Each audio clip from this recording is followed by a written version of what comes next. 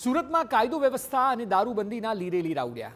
ભેસ્તાનમાંથી પોલીસે કામગીરી પર સવાલ ઉઠાવતી ઘટના સામે આવી છે. સિદ્ધાર્થનગરની સરકારી શાળામાં દારૂની મહેફિલ જોવા મળી. કેટલાક લોકો દારૂની મહેફિલ માણતા હોય તેવો ચોંકાવનારો વિડીયો વાયરલ થયો. વર્ગખંડમાં રાત્રિના અંધારામાં દારૂ પીવાઈ રહ્યો હોવાનું સામે આવ્યું. વિડીયો વાયરલ થયા બાદ ભેસ્તાન પોલીસે તપાસ શરૂ કરી છે. પરંતુ આ ચોંકાવનારી બાબત છે, કારણ કે દારૂબંધી વચ્ચે દારૂ પીવાઈ રહ્યો છે ને એ પણ ક્યાં? શિક્ષાના ધામમાં. સિદ્ધાર્થનગરની સરકારી શાળાને આ લોકોએ જાણે કે દારૂનો અડ્ડો બનાવી દીધો. દારૂની મહેફિલ માણતા હોય તેવો ચોંકાવનારો વિડીયો આવ્યો છે. વર્ગખંડમાં રાત્રિના અંધારામાં દારૂ પીવાઈ રહ્યો છે. એટલે વિચાર કરો, જે જગ્યાએ વિદ્યાર્થીઓ અભ્યાસ કરે છે તે અભ્યાસ કરવાની જગ્યા પર રાત્રે જાણે કે દારૂનો અડ્ડો ચાલતો હોય તે પ્રકારે લોકો બિંદાસ ક્લાસરૂમમાં મહેફિલ માણી રહ્યા છે. વિડીયો વાયરલ થયા બાદ ભેસ્તાન પોલીસે આખા મામલે તપાસ હાથ ધરી છે.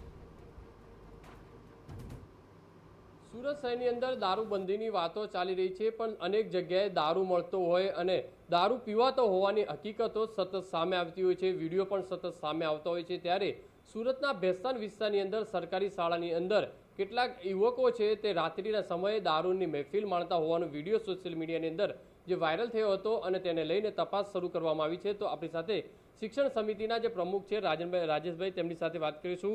સાહેબ, આજે એક વિડીયો શિક્ષક જગત માટે કલંકિત કરતો એક વિડીયો સામે આવ્યો છે.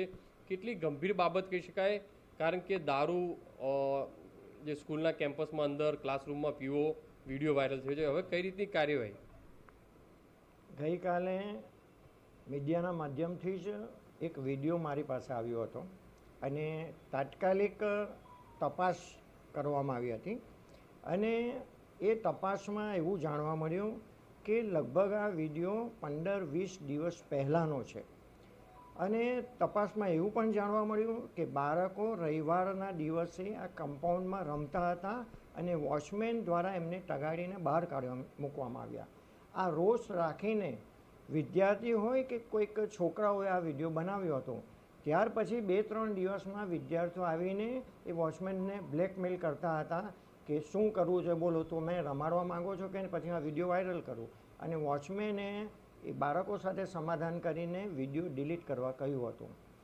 અને આ વિડીયો વાયરલ થયો ત્યાર પછી અમે તાત્કાલિક એક્શન લઈને એ વોચમેનને ફરજ પરથી મોકૂફ કરી દીધો છે.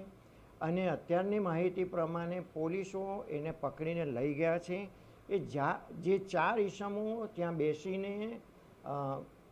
બેસીને દારૂ પીતા હતા એમને પણ પોલીસો લઈ ગયા છે અને તપાસ ચાલુ છે.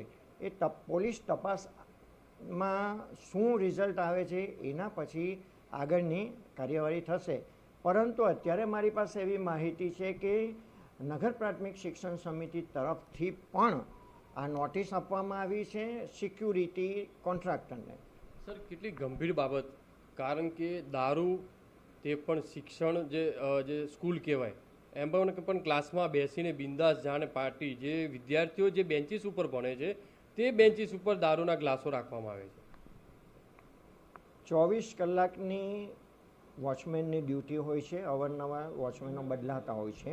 અને રાતે કોઈ કામ ન હોય તો વોચમેન ત્યાં જ રસોઈ બનાવીને અને ત્યાં જ ખાતો હોય છે અને ત્યાં જ સૂઈ જતો હોય છે.